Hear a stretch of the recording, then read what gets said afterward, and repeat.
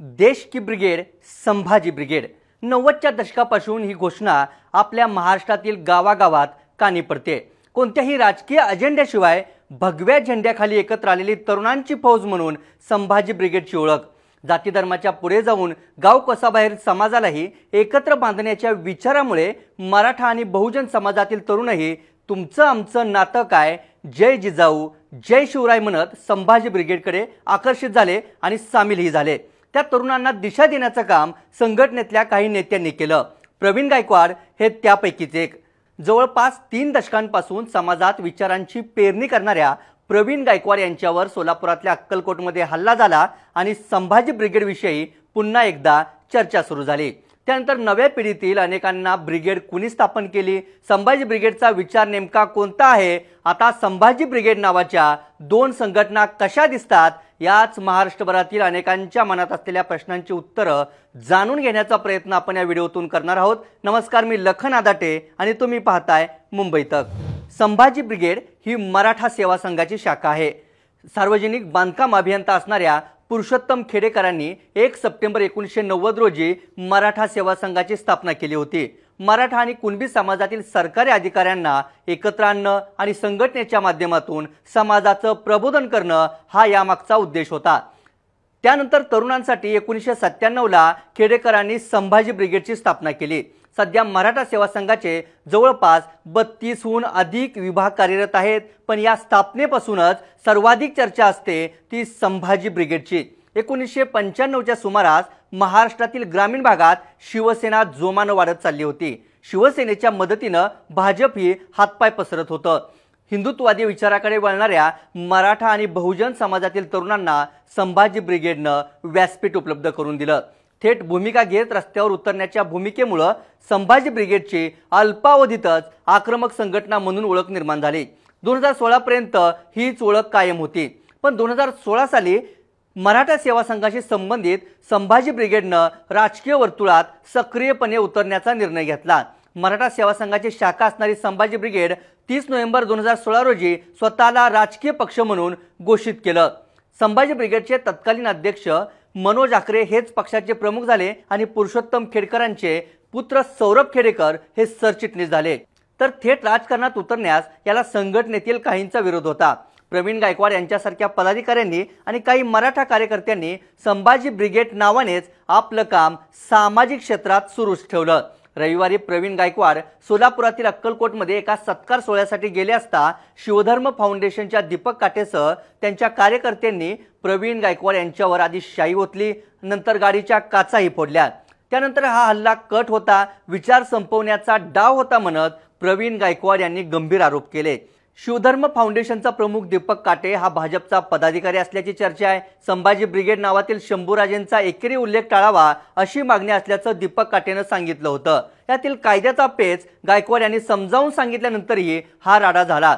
याशिवाय स्वामी समर्थांवरील वक्तव्यावरून प्रवीण गायकवाडांवर काटेसह त्याच्या फाउंडेशनचा रोष होता अशी माहिती सुद्धा आता समोर येते। पण हे पहिल्यांदाच घडतंय का, तर नाही। सुरुवातीच्या काळापासूनच संभाजी ब्रिगेडच्या भूमिकांमुळे वाद होत राहिलाय, मग तो मुद्दा इतिहासाचा असो किंवा बहुजनवादाचा। ब्रिगेडच्या नेत्यांची ब्राह्मण्यवादावरील टीका तर नेहमीच चर्चेत राहिली आहे। पण संभाजी ब्रिगेड कोणत्या विचारावर काम करते, आक्रमक आंदोलनामागील संघटनेची भूमिका काय असते ते सुद्धा जाणून घेऊयात।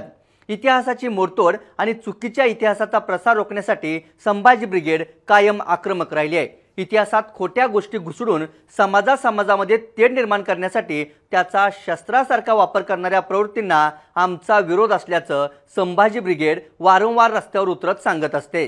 संभाजी ब्रिगेडनं केलेल्या काही आंदोलनांचा आपल्याला या ठिकाणी आवर्जून उल्लेख करावा लागेल। पुण्यातल्या भांडारकर संशोधन संस्थेवरील हल्ला हे त्याचंच एक उदाहरण। संभाजी ब्रिगेड या हल्ल्यानंतरच देशभरात चर्चेत आली। 2003-2004 साली अमेरिकन लेखक जेम्स लेनच्या बदनामीकारक पुस्तकावरून वाद झाला। संभाजी ब्रिगेडच्या कार्यकर्त्यांनी भांडारकर संशोधन संस्थेत तोडफोड केली।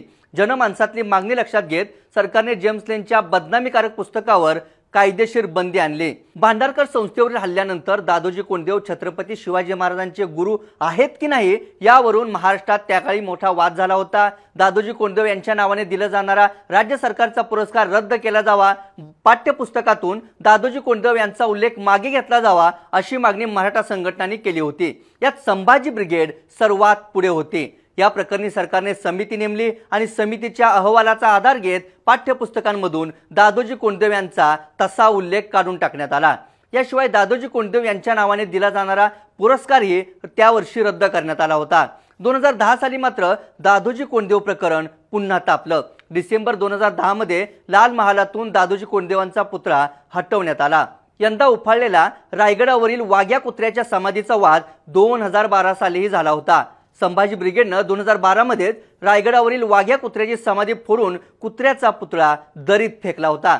हा छत्रपती शिवाजी महाराजांच्या काळातला कुत्रा नव्हताच, याला कुठलाही ऐतिहासिक आधार नाही असं संभाजी ब्रिगेडचं तेव्हा म्हणणं होतं आणि संभाजी ब्रिगेड आजही त्याच मुद्द्यावर ठाम आहे।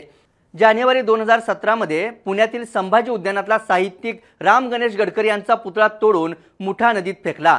राम गणेश गडकरींनी त्यांच्या नाटकांमधून छत्रपती संभाजी महाराजांची बदनामी केल्याचा संभाजी ब्रिगेडचा आरोप आहे।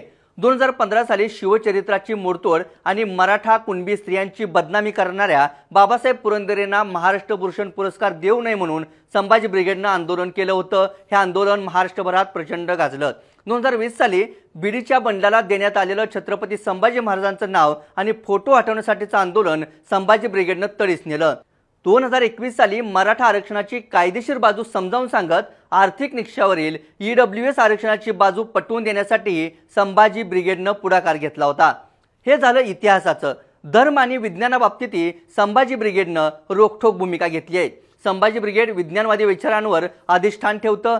संत तुकाराम महाराजांच्या अभंगतेचा संघटनेवर प्रभाव आहे। धर्मातील चांगल्या बाबी जरूर स्वीकाराव्यात, मात्र चमत्कार, कर्मकांड, कालबाह्य परंपरा, अनिष्ट रूढी, अंधश्रद्धा, अमानवी प्रथा बाजूला सारायला हव्यात अशी संघटनेची भूमिका आहे। साहित्य आणि सांस्कृतिक क्षेत्रातही संभाजी ब्रिगेड प्रबोधनाचं काम करत असते। प्रबोधन चळवळीच्या माध्यमातून तरुणांना वैचारिक दिशा देण्याचं काम आमच्याकडून होतं असा दावा संभाजी ब्रिगेडकडून केला जातो। समाजात वाचनाची चळवळ निर्माण करून तरुणांचं मन, मेंदू, मस्तक आणि मनगट सशक्त करण्याचं कामही संघटना करत असते।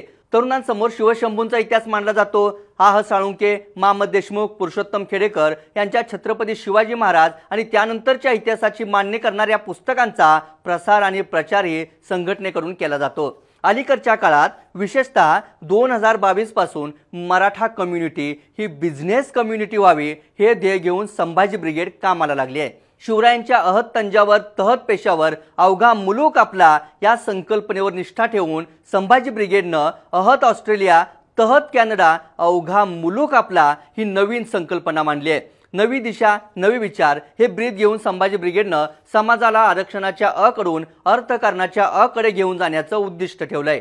यासाठीच उद्योजक मेळावे, रोजगार मेळावे घेऊन युवक युवतींना देश परदेशात उपलब्ध असणाऱ्या उद्योग, व्यवसाय, रोजगार आणि शिक्षणाच्या संधीविषयी माहिती आणि मोफत मार्गदर्शन दिलं जातं। आज याच माध्यमातून मराठा समाजातील हजारो तरुण तरुणी आखाती देश, ब्रिटन, युरोपसह ऑस्ट्रेलिया, कॅनडा आणि अमेरिकेत नोकरी करत असल्याचा संभाजी ब्रिगेडचा दावा आहे।